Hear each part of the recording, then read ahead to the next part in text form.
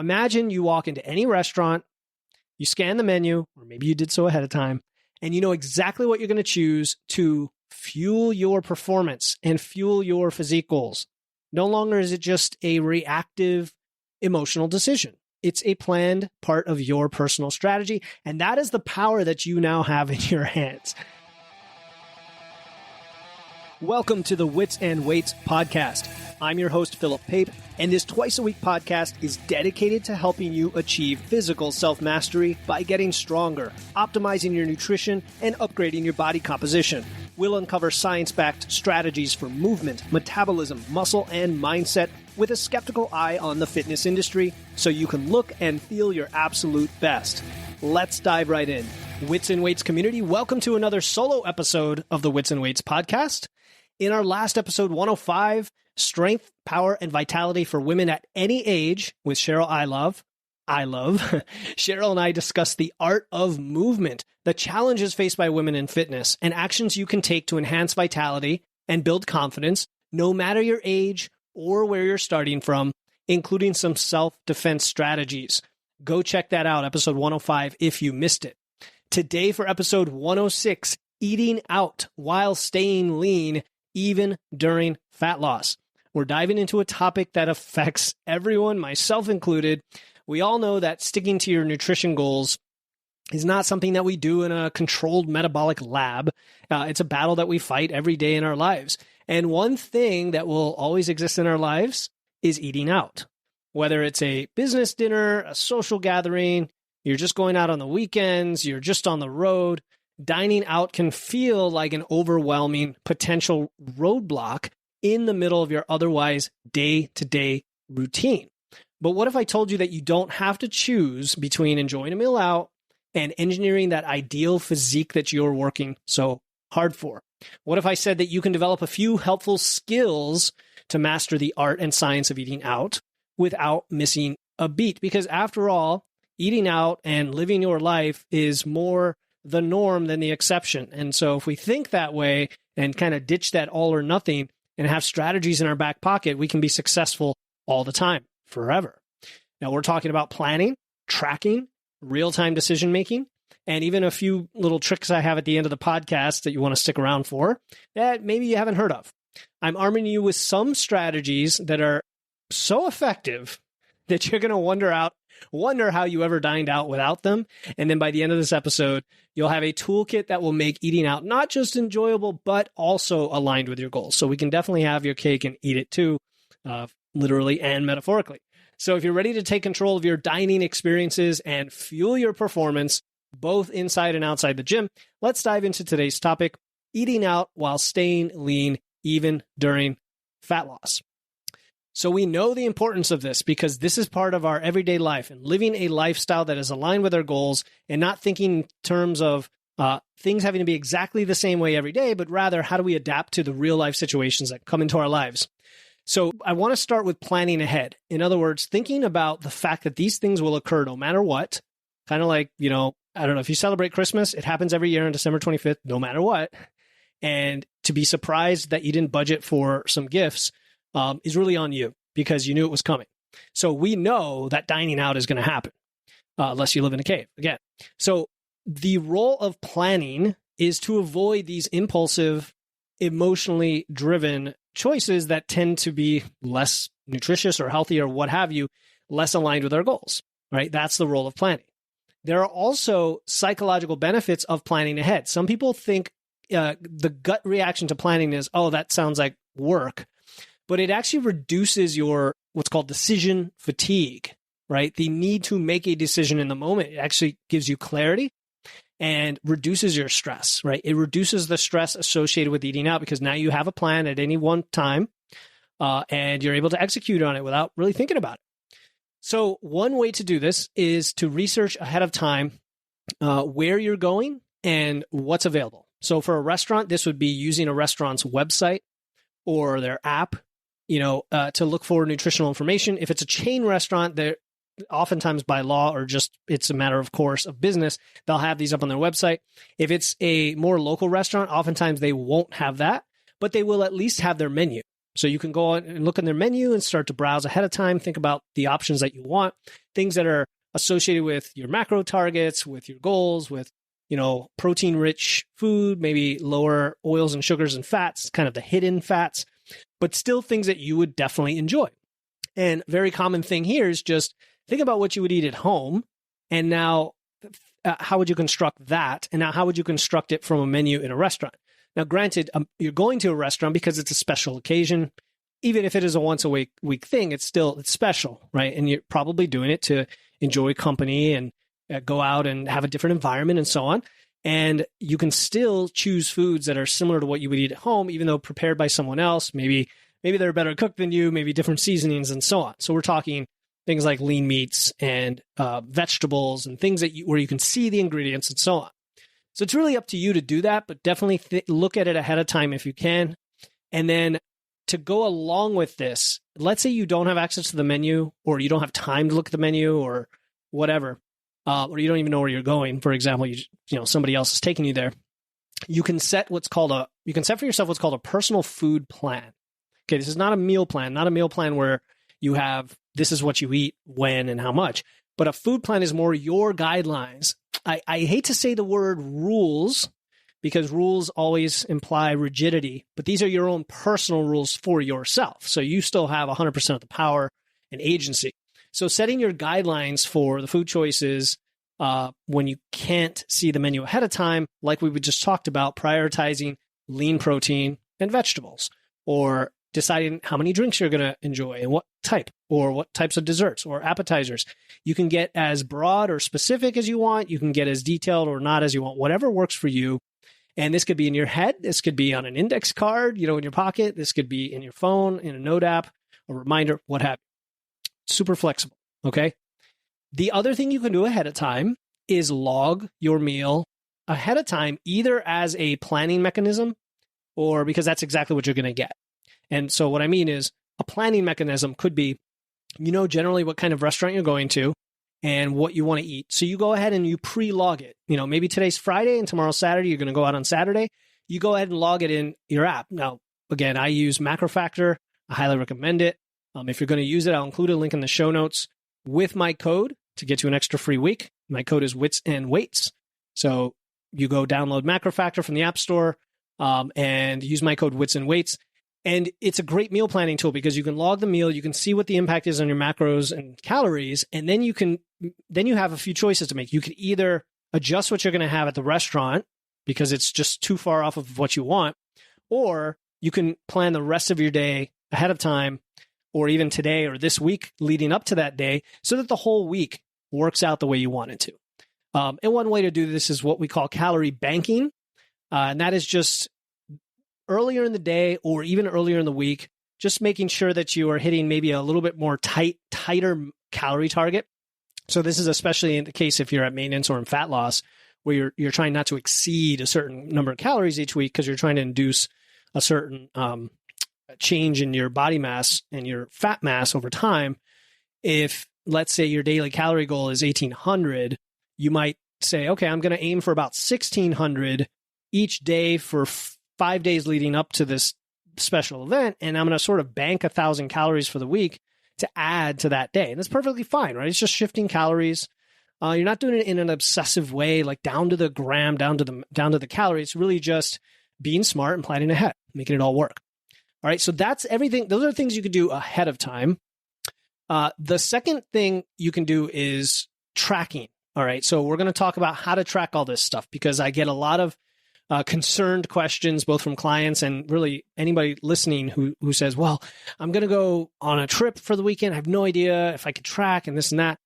And it's understandable that you don't want to take your scale, your body scale or your food scale on a trip, right? We don't want to be seen as weird or that person who's doing that. If you want to do that, if it makes sense to do that, that's your choice, right? But let's say you don't. All right. So we're talking about flexible dieting here, right? The idea of fitting various foods that you enjoy into your macro and calorie goals, as well as your other goals like digestion, hunger, how it makes you feel, performance training, and so on, right? It's not just about macros. In fact, I'm going to talk about that on a future episode where we compare flexible dieting to if it fits your macros. So stay tuned for that. But the idea here is that we want to at least log the meal at the restaurant in some way that's within about 30% accurate. Believe it or not. Yeah, 30% is sufficient to get useful data when compared to not tracking at all. So that's a nice wide tolerance. In fact, it's very consistent with the idea of flexibility in that even our logging has some flexibility built in. So if you're using MacroFactor, for example, the way I would do this is first you can search for either the exact item at that restaurant. Like if it's a chain restaurant, you can search the chain's name and then the food item, and you'll probably find it in there. You'll find both the like combination dishes or like named dishes they have on the menu. You might also find their side dishes and kind of construct it together. And that makes it pretty easy. And then you could just log the amount you expect to have. And I always like to add a little bit of buffer or a little bit of extra calories. So what I'll do is, let's say you go to Chipotle and you get a protein bowl, log it as like 1.2 or 1.25, just to account for the fact that they're not going to dish it the exact same way each time. And so I want to be conservative. That's during fat loss. Now, if you're trying to gain weight, maybe you just log 1 and be okay with it if it's overestimated because you're trying to get more calories anyway. So that's one way. Another way is if you're going to a restaurant where it's not in the database, you can still search for similar foods. So if it's going to be a sirloin steak, just look for sirloin steak. Now here I like to add extra fat in the form of usually just butter or extra virgin olive oil. It doesn't really matter, but just throw in a few extra tablespoons in there, probably, an extra 100 to 200 calories worth of fat just in case they're dumping that stuff in there. And of course, when you get your food, I've had dishes where it was like obvious that the oil was just oozing out of every inch of the dish. And I definitely padded that fat number when I logged it.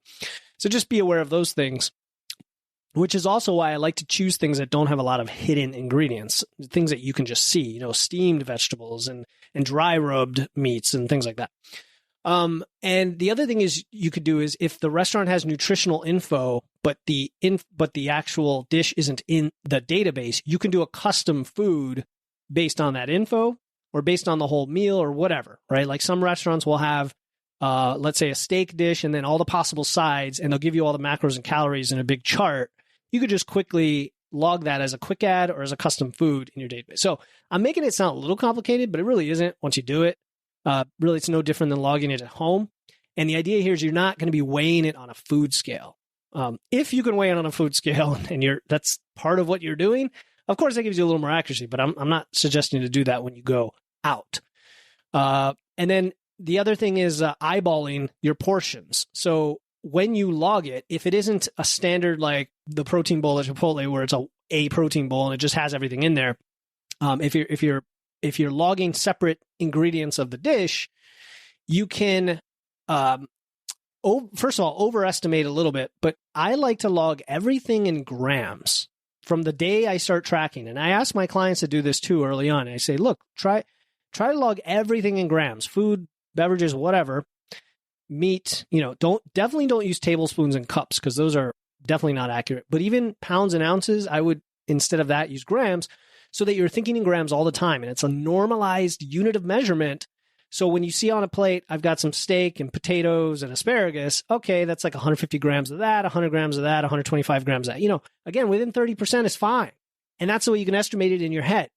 Now, when you track it, it could be right then and there, but most people don't want to whip out their phone in front of company. It's rude, and track in front of them. So you can quickly take a photo of it, which takes like 2 seconds, and then later on, you can log it or just look at it and just know what you got and remember it and do it later on.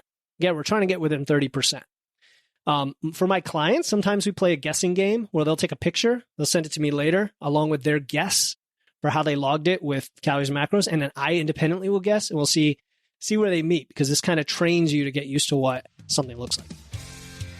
Hey, this is Philip, and I hope you're enjoying this episode of Wits and Weights. I started Wits and Weights to help people who want to build muscle, lose fat, and actually look like they lift. I've noticed that when people improve their strength and physique, they not only look and feel better, they transform other areas of their life, their health, their mental resilience, and their confidence in everything they do. And since you're listening to this podcast, I assume you want the same things, the same success, Whether you recently started lifting or you've been at this for a while and want to optimize and reach a new level of success. Either way, my one-on-one coaching focused on engineering your physique and body composition is for you. If you want expert guidance and want to get results faster, easier, and with fewer frustrations along the way to actually look like you lift, go to witsandweights.com and click on coaching, or use the link in my show notes to apply today. I'll ask you a few short questions to decide if we're a good fit. And if we are, we'll get you started this week. Now, back to the show. So we talked about planning ahead. We talked about tracking. Now, what about if you did have to make decisions in real time? Let's say you couldn't plan ahead for whatever reason, or you didn't plan ahead and you want to make decisions in real time. Remember, we are trying to reduce decision fatigue by planning ahead. But planning ahead also includes having guidelines and kind of knowing what you're going to pick no matter where you're at. That also reduces decision fatigue. So one thing to do is get used to the way things are described in menus. So looking at certain keywords like creamy, fried, glaze, right? You can kind of tell based on standard keywords, it's going to have a lot of extra fat and sugar in there. Now, again, your choice to have those things, absolutely. And if that's what you want and you're going to go enjoy it, again, flexible dieting totally gives you that option. And it's just making sure that you track it that way. But if you're looking to get more food and a lower calorie density for what's on your plate, you definitely could avoid some of those things and get more food and not over exceed your calories, for example. And so that's where you would look for grilled, steamed, baked. Right? It's pretty straightforward, but it's good to just be reminded of that because our eyes can get bigger than our stomachs when we're hungry and we're like, oh, look at this, the fried seafood dish. I mean, I love it as much as the next person, the fried everything, but it really does add up. So you just want to make sure it fits with your goals. The other thing is tell the server what you want, right? You can ask for sauces and dressings on the side. You can substitute sides, right? I know the fries are great with a steak, but maybe you want some other vegetable, right? Some grilled zucchini or whatever they have available, or maybe mashed potatoes instead of French fries, to get more food for the calories, or a side salad, for example, right? It's up to you. You're the customer.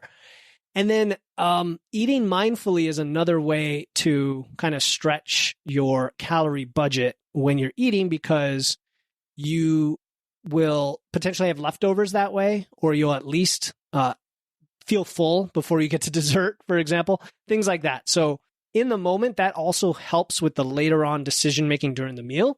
So you kind of think about the whole thing from appetizers and drinks to the main meal to the desserts, and just kind of your strategy for how you're going to navigate through it, but also enjoy yourself at the same time.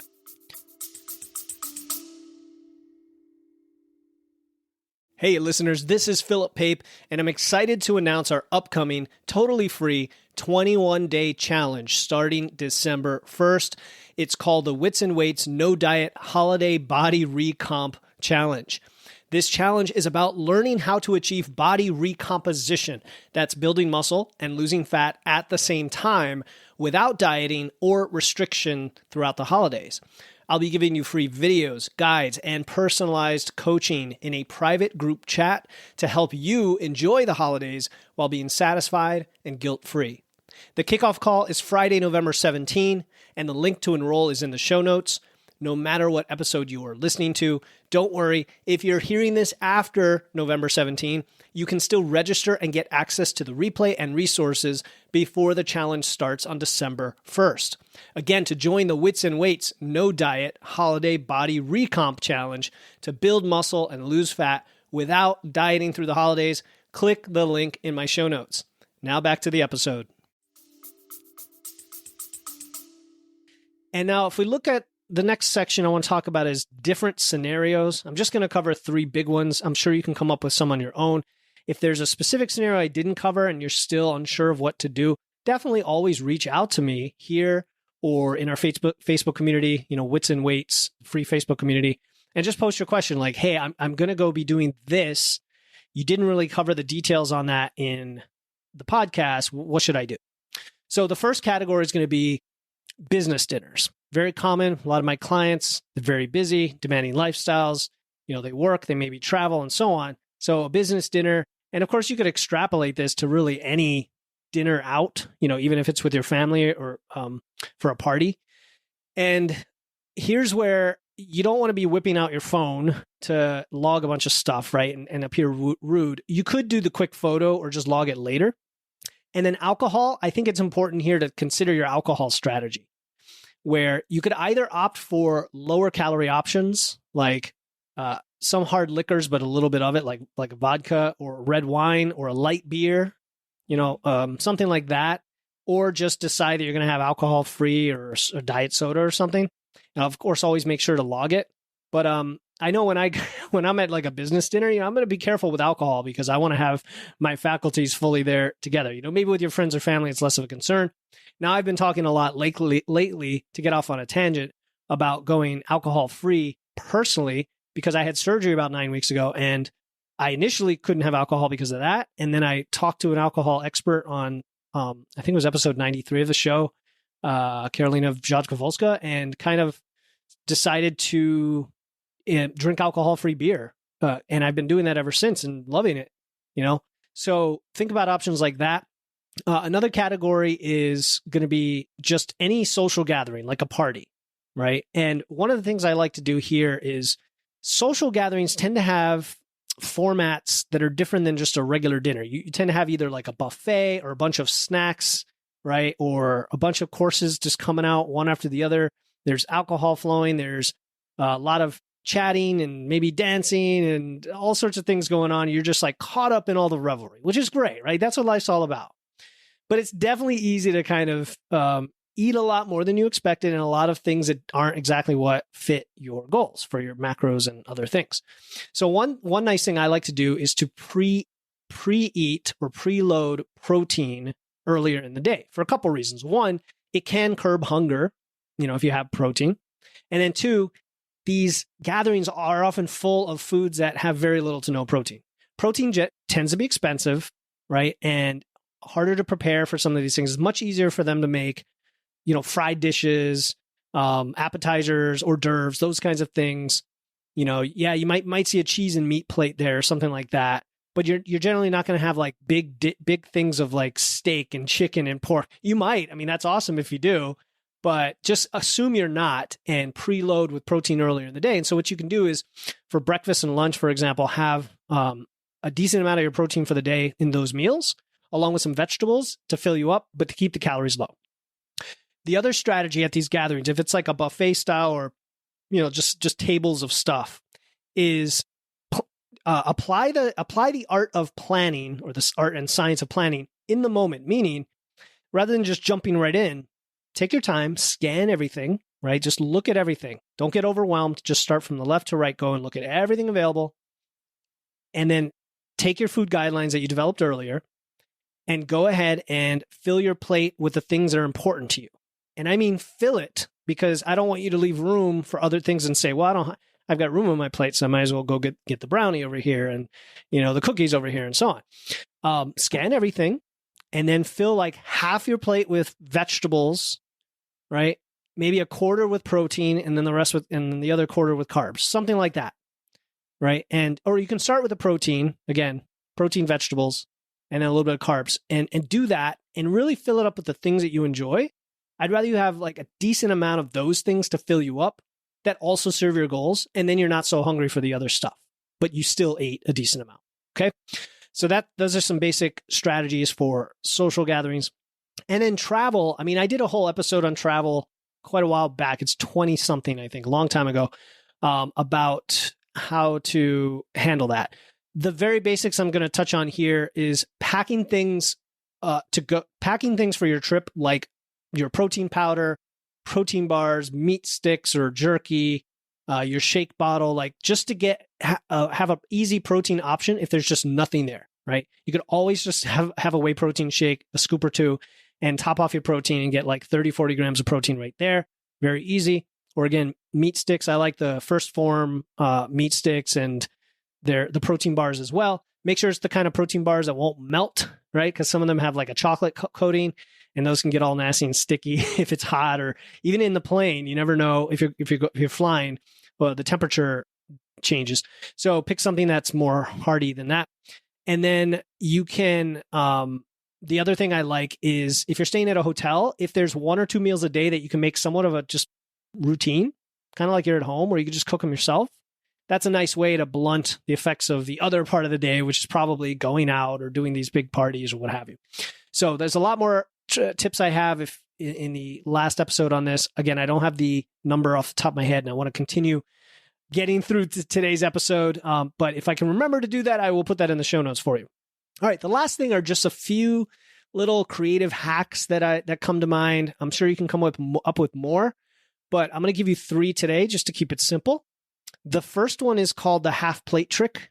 And all this is when you first order your food at the restaurant, immediately ask for a to-go box. Right? You might have heard this technique before, but ask for a to-go box and pack half the food in the to-go box.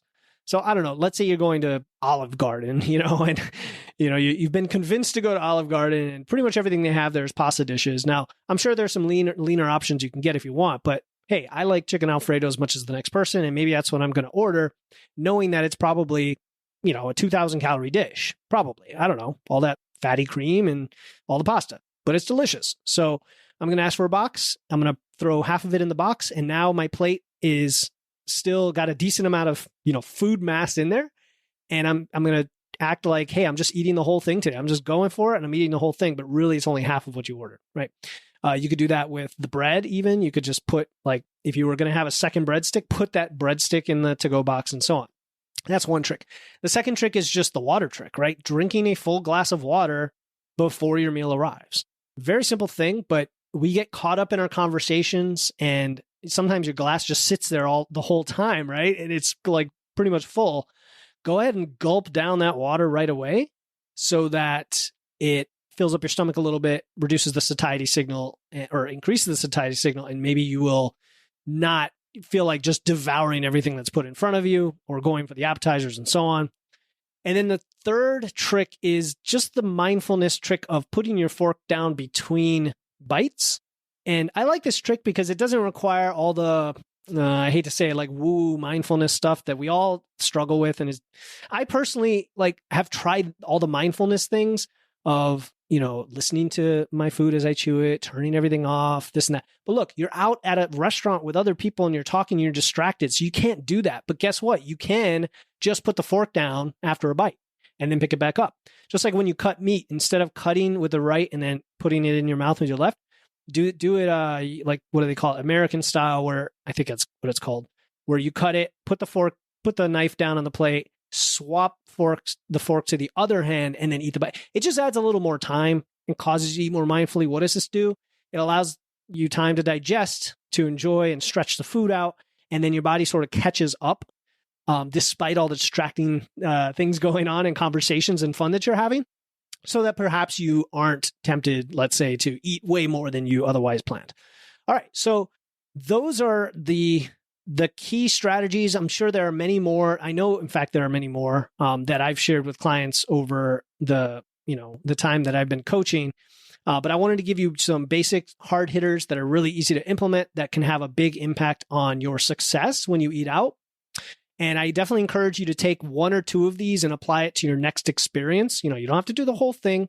Just go back, look at the timestamps, jump to the thing that you want to review, and apply it in your real life.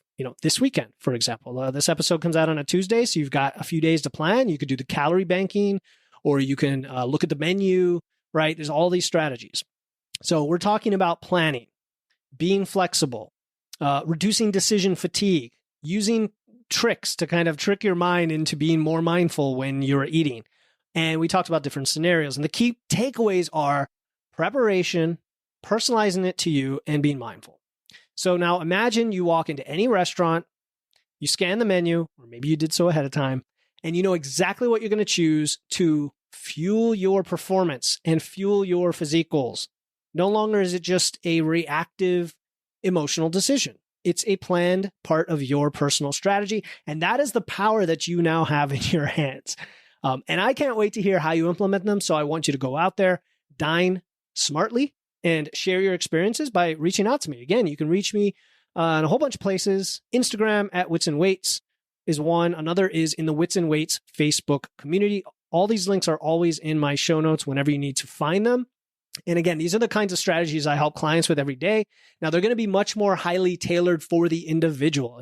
If a client has a specific thing that is tripping them up, I'm going to attack that with them. We're going to creatively come up with a solution, but the principles are the same. Planning ahead, making it work for you, being mindful. So the last thing I want to mention, I don't think I've mentioned this on the podcast, but if I haven't, I'm remiss on, you're missing out and I'm remiss on not having done it. But every week I send at least 3 emails a week, sometimes 4 or 5, to my email list with these kinds of strategies. And they're things that you may not find on the podcast, right? They're things that come to my mind sometimes that morning, and I have an epiphany or something that I recently helped a client with that's very specific and is going to be helpful, or just reminding you of the general principles of progressive overload, flexible dieting, intuitive eating, talking about forms of training, all these things that you're not going to necessarily find on the podcast. And if you want those, it's easy to get on my list. You just go to witsandweights.com/email. That's it. witsandweights.com/email. Or again, you can click the link in the show notes that says get Philip's emails here. Okay. So again, you can go to witsandweights.com/email or click the link in the show notes that says get Philip's emails here. And in our next episode 107, the secrets of zero injury running while optimizing body composition with Louise Valentine. So Louise is going to return to the show. She was one of my earliest interview guests. She was, in fact, the first interview guest that I didn't know prior to her coming on my show. And she's going to share some exciting strategies and considerations for female endurance athletes. So I usually don't work with endurance athletes myself, and I'm happy to have you guys learn about what Louise can do for endurance athletes who also care about body composition, who want to be competitive, right? Who want endurance to be kind of their primary mode of training. Again, here on this show, our primary mode of training is usually strength training, resistance training. And Louise talks to women, particularly women 35 and over, who love to run and maybe juggling multiple goals to lose weight and lean out while still enjoying their sport. So if you're interested in both running and achieving your physique goals, check out our next episode 107. To get notified of those new episodes and help others find the show, just follow or subscribe in your favorite podcast app. Do it right now. I want you to pause and make sure you've clicked the little toggle to follow or subscribe, whatever it says in your app right now, because otherwise you just will miss out on the next episode. And this is also one of the best ways you can support the show, because the more people that are subscribers or followers, the higher it gets ranked so people can find it. And again, you won't have to manually download individual episodes. So just click follow or subscribe in your app, please. That's very helpful. As always, stay strong, and I'll talk to you next time here on the Wits and Weights podcast. Thank you for tuning in to another episode of Wits and Weights. If you found value in today's episode and know someone else who's looking to level up their wits or weights, please take a moment to share this episode with them.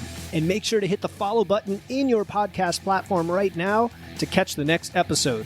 Until then, stay strong.